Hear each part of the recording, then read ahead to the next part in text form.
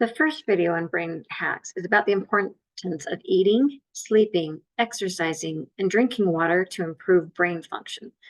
This video focuses specifically on eating better. Too many people think that diet means lose weight. According to Oxford's dictionary, diet means the kinds of food that a person habitually eats. Therefore, your diet is what you eat. If we eat better, we will receive mental and physical benefits. It boosts your immunity so that you don't get sick as often or as long.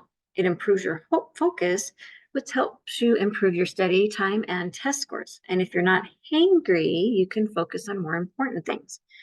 It improves your mood, and who doesn't want to be happier? Lowers risk of cancer, diabetes, and heart disease. Lowers blood pressure. I don't know that it so much lowers stress as you feel less stress, and it supports your muscles. Getting started is really easy. Just start with one improvement in your daily diet. For example, you could eat more fruits and vegetables.